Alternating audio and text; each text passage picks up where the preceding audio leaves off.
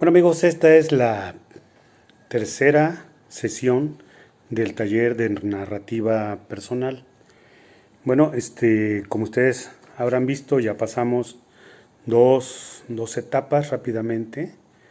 Y bueno, hoy toca hablar sobre el tercer momento de lo que pudiera ser la iniciación de esta narración. Hemos visto aspectos generales, la clase anterior, la clase pasada. Nos tocó analizar la descripción del personaje. Hablamos de los momentos del narrador directo, del protagonista, y también del narrador testigo, el que desde su punto de vista ve cómo se desarrolla esta narración. Entonces, bueno, hubo por ahí alguna pregunta que nos decía acerca de cómo profundizar el relato, cómo hacer que no nada más se quede en una descripción, sino hablar a partir del relato de algo que más nos conmueva, que más nos lleve a una reflexión, de un recuerdo, si fue grato, si fue triste, si fue reflexivo, si dejó alguna enseñanza. Entonces, hoy vamos a ver cómo pudiéramos entrar, vamos a ver algún ejemplo de cómo entrarle a este relato y darle un poco de profundidad. Para iniciar, bueno, también como punto número 1 vamos a ver cómo iniciar una narración. Bueno, y esto se los comento porque ya tenemos nuestra historia decidida, ya sabemos de qué vamos a hablar, ya tenemos nuestro recuerdo preparado. Es más, bueno, hay compañeros que incluso ya hicieron algún relato, ya compartieron algún relato muy buenos. Eso habla de esa motivación que se tiene, de esas ganas que se tienen por hacer un relato que recuerde una parte de nuestra vida. Pero pues yo los invito a que vayamos paso a paso, ¿no? Hoy veremos, como punto número 1, les decía, cómo iniciar la narración. Ya tenemos la hoja en blanco o la pantalla lista en nuestro programa de Office.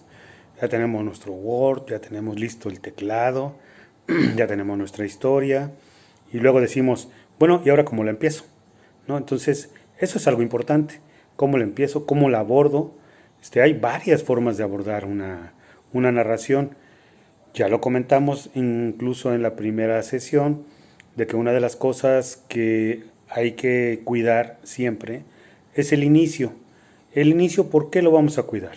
Porque el lector, al tomar el libro, al tomar nuestro artículo, al tomar nuestra memoria, en ese fragmento de la memoria que le vamos a narrar, que nos va a leer, bueno, pues para él debe de llegar de una manera grata ese primer encuentro entre el autor, lo que escribió y el lector. Entonces, para que el lector se quede, bueno, pues existen varias formas de hacerlo. Y bueno, entonces, ya decía Ernest Hemingway, ¿no? Que bueno, al menos a él le funcionaba muy bien. Él entraba con unas líneas, con una oración corta, que tenga fuerza y que sea de carácter positivo. No entrar a un relato de forma melancólica. El relato podemos hacer una introducción, incluso una introducción a nuestro relato, ¿no? Este relato que yo les voy a comentar o que yo les voy a narrar o que ustedes van a leer de mí sucedió en tal año y entonces ya después bajo estas circunstancias y te arrancas haciéndolo, ¿no? Pero muchos de nosotros también podemos hacerlo de otra forma. Y esta otra forma es entrar directamente desde que la gente abre la sección donde está mi relato. Desde ahí van a llegar donde está empezando, ¿no?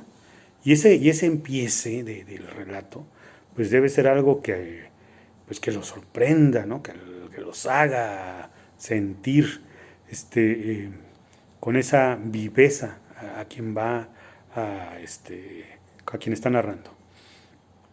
Entonces, por ejemplo, un inicio de una oración con fuerza podría decir: esta noche apareció en mi cabecera una figura opaca, con un relámpago en el ojo y un puñal en el costado.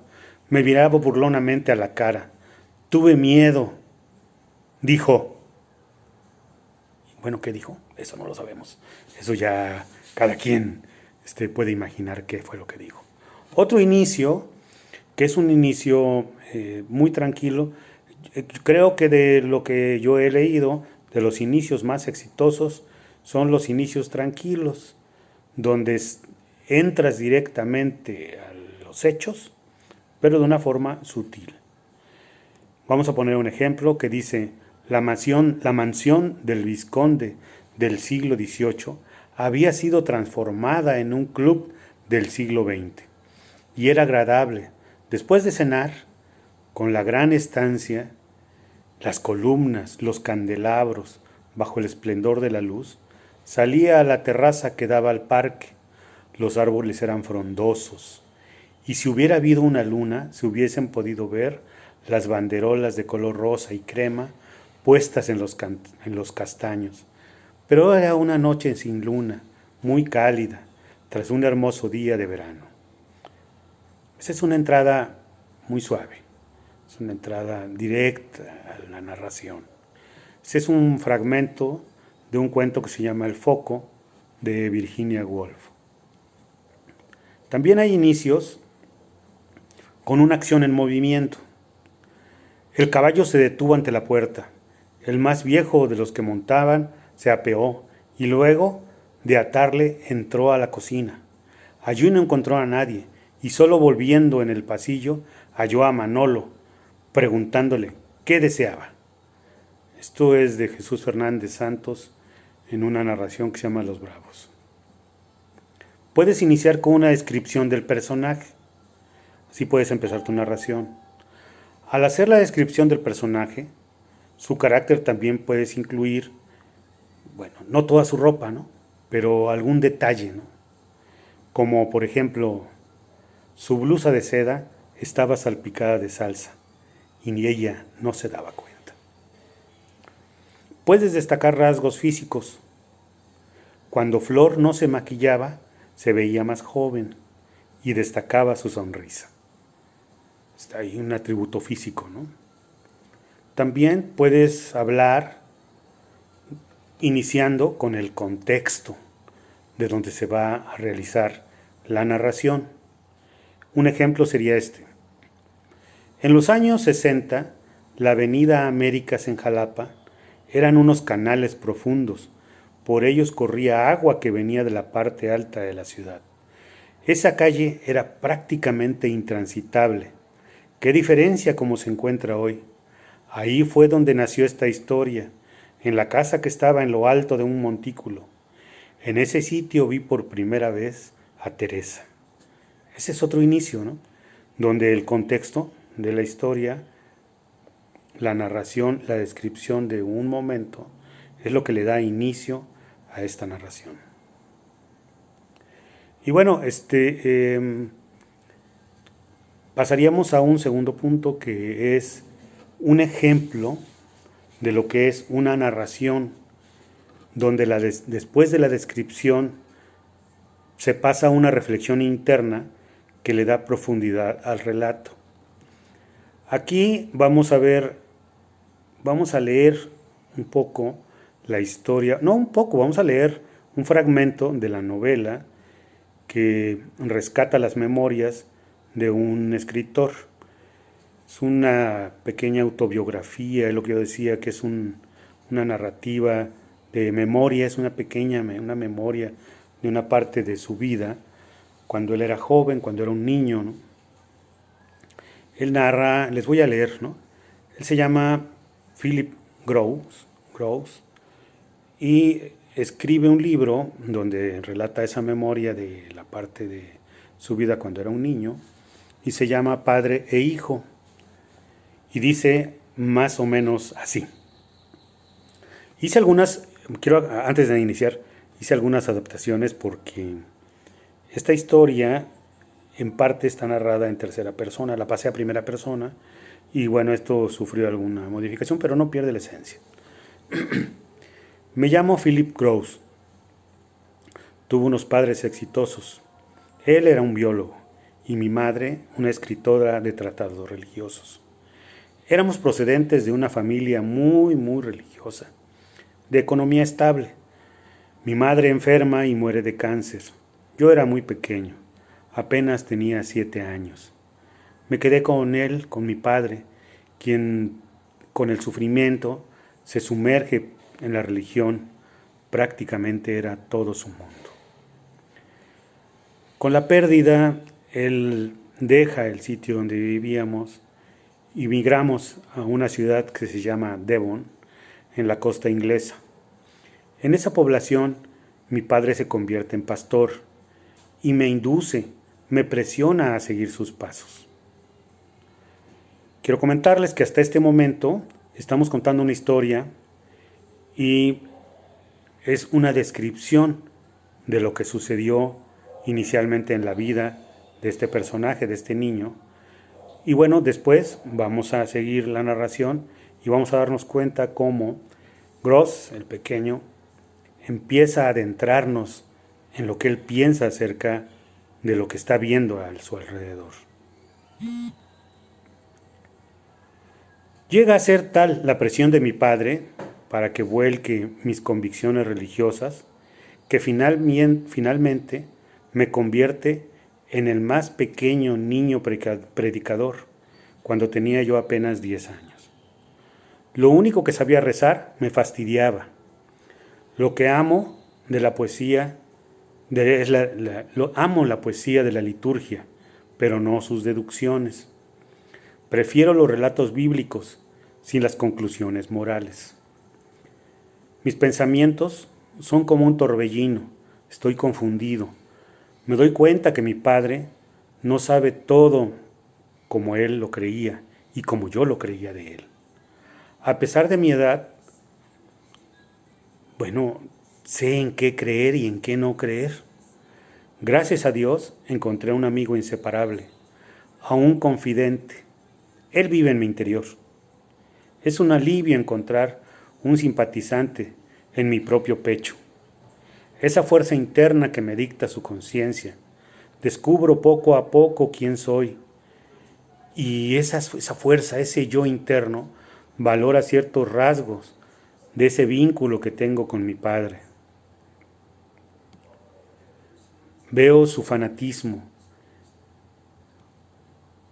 Ya quiero decir todo lo que sucede a mi alrededor. A medida que pasa el tiempo, encuentro más diferencias con mi padre. Estas se hacen más grandes, él está cada vez más molesto, buscando de forma incisiva me inserte definitivamente, sin conseguirlo. Cada vez se altera más, espero con paciencia los malos momentos, un espacio de respiro, al pensar con mi interior, con el paso del tiempo hasta llegar a la inevitable ruptura, que no se da en forma brusca, es hasta cierto punto sutil. Mi padre queda en su refugio religioso, mientras yo tomo otro camino en la vida. Esta es a grandes rasgos la historia del libro del Padre e Hijo, de Philip Gross, llena de elementos sobre pensamientos de los personajes narrados desde la postura del pequeño, con descripciones puntuales haciendo recrear la narración que le dan vida. Con el ejemplo podemos percatarnos cuando el narrador hace una interesante descripción y el momento en el que el pensamiento interior se hace presente. En el tercer párrafo nuevamente se convierte en una transición, vínculo entre pensamiento y seguimiento de la narración, haciendo que ésta avance. Tratar en lo posible de evitar cuando usamos el narrador en primera persona, ya que estamos contando desde nuestros recuerdos, y la voz interior también puede apoderarse de nuestra historia, cayendo en reflexión tras reflexión y en aburridos monólogos interiores. Esto lo debemos evitar. Debe de existir un equilibrio entre esa voz interior y la descripción o la narración del acontecimiento. Otro consejo que debemos tener en cuenta es al escribir, puedes encontrar el mundo que escribiste distinto al que querías mostrar. No debe de importar si eso te llega a suceder. Debes analizar si así te expresas, si eres realmente el personaje que intenta ser fiel a la esencia, que finalmente eres tú mismo. Si tú escribes como tú realmente eres, va a salir algo parecido a lo que tú querías decir. Otro elemento más que es importante destacar es el narrador en primera persona que cuenta su historia y puede jugar con el personaje. Cuando se habla en primera persona, como lo comentaba yo en la sesión anterior, cuando hay personajes de ficción, tú puedes moldear el personaje. Si son varios personajes, cada personaje tiene características muy particulares, pero en este caso de la narración hecha desde la primera persona, pues tú eres el que narra, ¿no? Entonces tienes también esa libertad. Tú puedes hacerte preguntas, ¿no? Puedes decir, ¿realmente eso sucedería?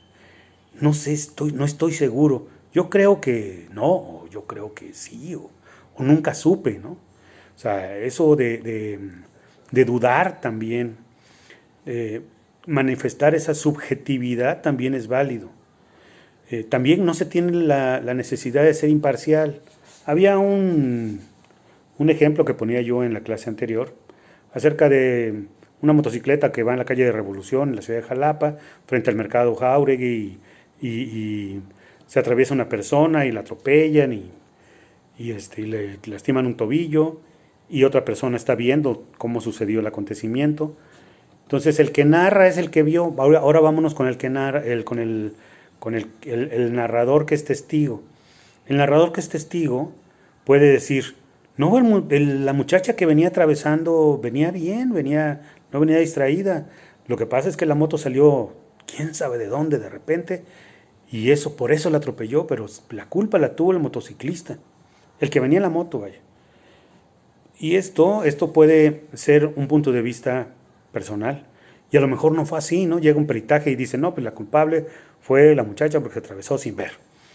Y quedas culpado, ¿no? Pero ahí también en un juicio, un punto de vista y un juicio parcial también es válido porque también es reflejo de tu propia personalidad. Entonces, pues eso también lo debes de tener en cuenta. Y bueno, después vienen en el punto número 3, vienen varias narraciones.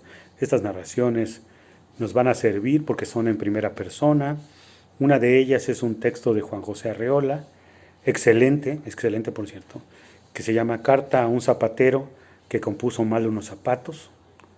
Después viene otra narración de un fragmento de un cuento que se llama Benzulul, de Heraclio Cepeda, donde también hay una narración en primera persona, y de Julio Cortázar, Axolotl, el ajolote mexicano, ¿no? Entonces, es una narración también en primera persona.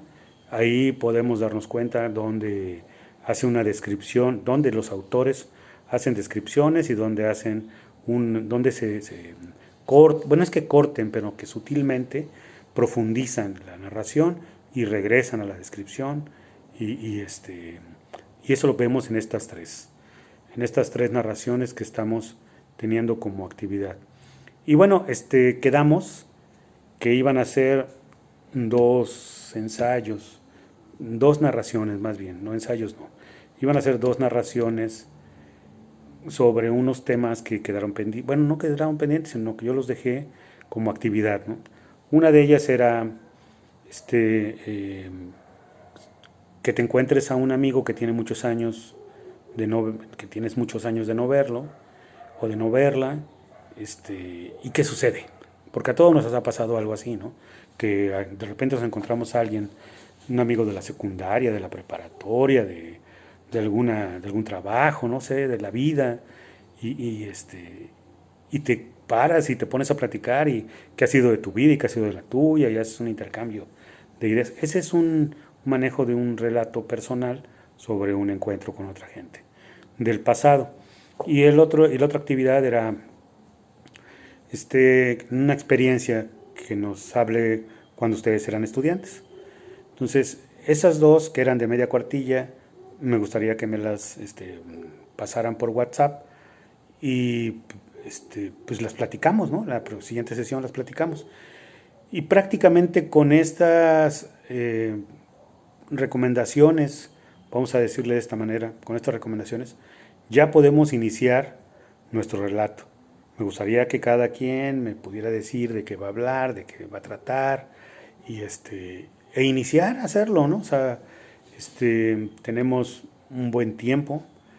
A lo mejor ya no nos vemos 2 veces a la semana, a lo mejor nos vemos una vez cada semana. Me gustaría que fuera en los viernes con las 6 de la tarde, como lo hemos hecho, y, ir viendo los avances, ir terminando la actividad, ir corrigiendo algunas cosas, que ustedes me corrijan a mí, yo les muestro también lo que estoy haciendo, y bueno, todos aquí nos ayudamos. Los que quieran compartir sus textos con los demás, perfecto. Los que no quieran compartirlos y lo quieran guardar para sí hasta el final, también es muy válido. Y bueno, creo que es todo lo que les puedo decir. Nos vemos viernes 6 de la tarde. Yo les informo por qué vía, ¿sale? Que estén bien, nos vemos, adiós.